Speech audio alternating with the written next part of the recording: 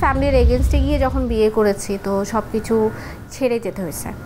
আমি আমার ধর্ম চেঞ্জ করলাম, ক্যারিয়ার ছেড়ে দিছি।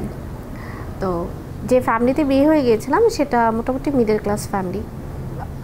তো প্রথমে যখন গিয়েছে সব ঠিকঠাক, প্রথম 2-3 মাস এভরিথিং ইজ ওকে। তো 2-3 মাস পরেই ঝামেলা শুরু হয়ে গেছে। তারা আমার ইনলজ হাজব্যান্ড টাকা পয়সার জন্য টর্চার করতেছে নন স্টপ, যেটা বলে মারধর করতো। সম্পর্কের মধুচন্দ্রিমায় অমাবস্যা নেমে আসার লগ্নের কোনো পূর্বাভাস থাকে না। কখনো কখনো সাংসারিক আবহাওয়ার নিম্নচাপ তৈরি হয়, আবার মেঘ কেটে রোদ ওঠে, জোছনায় ভরে আকাশ। কিন্তু কোনো কোনো নিম্নচাপের ঘূর্ণি দুটি মন, দুটি মানুষকে উড়িয়ে নেয় দুই দ্বীপে। ভালোবাসার পূর্ণিমায় অনন্ত অমাবস্যা নেমে আসে। যে মানুষের হাতে হাত রেখে কথা ছিল পাড়ি দেব 7 জন্ম, সেই মানুষের সাথে এক জন্মটাই পুরোপুরি কাটানো হয় না। ফ্যামিলিতে যখন অনেক ঝামেলা শুরু হয়ে গেল তখন এক মুহূর্তের জন্য মনে হলো যে চলে আসি, কিন্তু পরে আবার ভাবলাম যে আমি যদি চলে আসি সমাজ তো আমারকে ভালো চোখে দেখবে না, আমার ফ্যামিলিকে খুব আজে বাজে কথা বলবে যে মেয়ে একদিনও সংসার করতে পারে না, এটা কী ধরনের মেয়ে আপনারা মানুষ করছেন। তো এইসব চিন্তার কারণে আমি কখনো ওই ঘরটা ছেড়ে আসতে চাইনি, এত টর্চার করার পরেও। তো এন্ড অফ দ্য ডে সহ্যেরও একটা সীমা থাকে, তো সেই সীমাটা ক্রস হয়ে গেছে। দুজন রাইট মানুষও কিন্তু একসাথে রং হতে পারে, যে কমপ্লিটলি দুই ডিফারেন্ট ইকুয়েশনের প্যারামিটারে সেইখানে ইকুয়েশন মেলানোর চেষ্টা করছে। সো এটা অনেক ক্ষেত্রে আমি মনে করি এটা আমার ক্ষেত্রে যেটা ঘটেছে আর কি, যে বনিমনা না হওয়াটা, এটা যদি খুব সরলীকরণভাবে বলা হয় তাহলে সেটা আমার ক্ষেত্রে। সম্পর্কে যে ধূলির ঘূর্ণি তৈরি হয় সেই ধূলিতে থাকে অবিশ্বাস, সংশয়, অশ্রদ্ধা এবং তৃতীয় পক্ষের প্ররোচনা। অস্বাস্থ্যকর ধূলিময় বসত তখন আর ভালোবাসার বসতি বা প্রণয় থাকে না। আমাদের তো বিয়ের ব্যাপারটা তো একটা বিশাল শো অফের ব্যাপার হয়ে গেছে।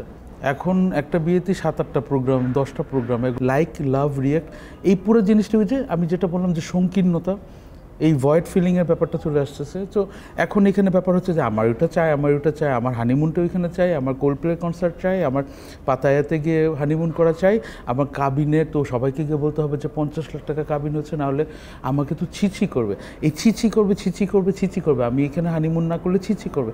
এই ছিছি করার ভয়েই এই পুরো জিনিসটা একটা প্যাকেজ হয়ে গেছে, যেটা একটা যন্ত্রণার ব্যাপার। বাংলাদেশ স্যাম্পল ভাইটাল স্ট্যাটিস্টিক্স অনুযায়ী 2011 সালে দেশে তালাকের স্থূল হার ছিল প্রতি হাজারে 0.7, যা 2021 সালে বেড়ে হয়েছে প্রতি হাজারে 1.4। এর মধ্যে গ্রামে তালাকের প্রবণতা বেড়েছে বেশি। গ্রামাঞ্চলে প্রতি হাজারে 1.5টি আর শহরে হাজারে 1টি বিয়ে বিচ্ছেদের ঘটনা ঘটেছে গত বছর। এছাড়াও রাজধানীতে প্রতিদিন গড়ে সংসার ভাঙছে 50টিরও অধিক। 2023 সালে ঢাকার দক্ষিণ সিটি কর্পোরেশনে 7,306টি এবং ঢাকা উত্তর সিটি কর্পোরেশনে 6,399টি বিবাহ বিচ্ছেদ হয়েছে।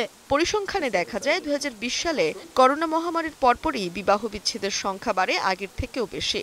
নারীরা কখনো কখনো সংসারে নিজের মর্যাদা না পেয়ে বিচ্ছেদের সিদ্ধান্ত নেন। অপরদিকে দেনমোহরের লেনদেনে নিপীড়িত হয়েও পুরুষেরা বিবাহ বিচ্ছেদের দিকে ঝুঁকছেন বলে মনে করা হয়। পুরুষ নারী সংখ্যাটা যদি আপনি বিচার করতে যান, বাংলাদেশের প্রেক্ষাপটে নারীরাই বেশি আসে এবং একটা বিষয় হয় যে নারী মানে ভিক্টিমাইজড, তার পাশে আমরা আছি, সবাই আছি, এরকম একটা ব্যাপার হয়ে দাঁড়িয়েছে। কিন্তু পুরুষের সংখ্যাটাও কিন্তু কম নয়, পুরুষও আসে।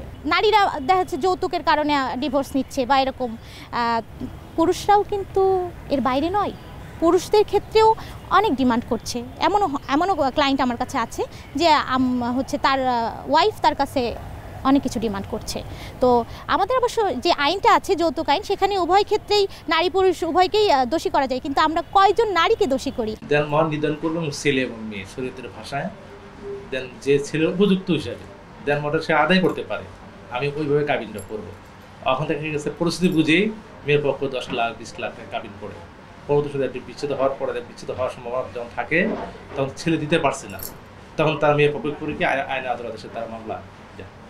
এছাড়াও সমাজে সহিষ্ণুতা হ্রাস পাওয়ায় বিবাহ বিচ্ছেদের হার ঊর্ধ্বমুখী বলে মনে করেন সমাজ বিশ্লেষকরা। মহিলারা বেশি বিচ্ছেদ চায় না, পুরুষরা বেশি চায়, এটা একটা গবেষণার বিষয়। আর মহিলারা যদি চেয়ে থাকেন তাহলে প্রথম কথা বলতে হবে যে তারা অর্থনৈতিকভাবে স্বাবলম্বী হয়েছে, সেই কারণে তাদের এখন হারাবার কিছু নেই, একটা জেদ থাকে না, আত্মসম্মান বোধ বলো, জেদ বলো, সেই থেকে এটা বেড়েছে। এছাড়া সামাজিক কারণ আছে, সাংস্কৃতিক কারণ আছে, আবার সামাজিক মর্যাদা। স্ত্রী যে মনে করো অনেক বড় চাকরি করে, স্বামী করে না, তাহলে সেক্ষেত্রে একটা ব্যক্তিগত দ্বন্দ্ব দেখা দেয়, মানে ব্যক্তিত্বের দ্বন্দ্ব, এগুলোও আছে। নগর বা গ্রামের যাপন কোথাও আর একলার ঘানি টেনে নেয়ার জীবন নেই। দুয়ে মিলেই সংসারের চাহিদা মেটাতে হয়। কোনো কোনো দম্পতির সংসারের চৌহদ্দিটা বড় হয়, তাদের উপর থাকে অন্যদের নির্ভরতা, যা কখনো কখনো বাড়তি চাপ তৈরি করে স্বামী স্ত্রী উভয়ের উপরেই। সেই চাপ, ব্যক্তিত্বের সাংঘর্ষিক অবস্থান, পছন্দ অপছন্দের তালিকা বড় হতে থাকা এবং কখনো কখনো জৈবিক চাহিদার হিসেব নিকেশও সম্পর্কে বিচ্ছেদের পর্দা নামিয়ে দেয়। তবে টানাপোড়েনের সময়টায় যে মানসিক বিপর্যস্ততার মধ্যে থাকে স্বামী এবং স্ত্রী, সেই সময়ে তাদের মনের যত্ন নেওয়া দরকার।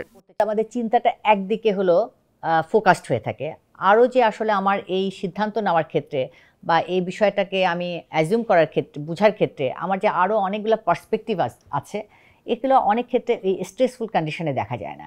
তো যখন হয়, আমি বলবো আমাদের সাথে কথা বলার আগেও যদি এমন হয় যে পরিবারে এমন কোনো বিচক্ষণ ব্যক্তি আছে, হ্যাঁ, যার কাছ থেকে সে একটা নিরপেক্ষ এক ধরনের সে মতামত দিতে পারবে, তার কাছেও কিন্তু ভেন্ট আউট করা যায়।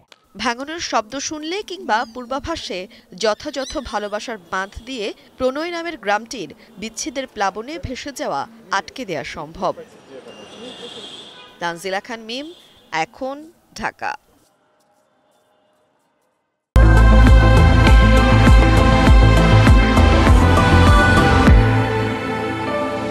Harlan, be a show stealer.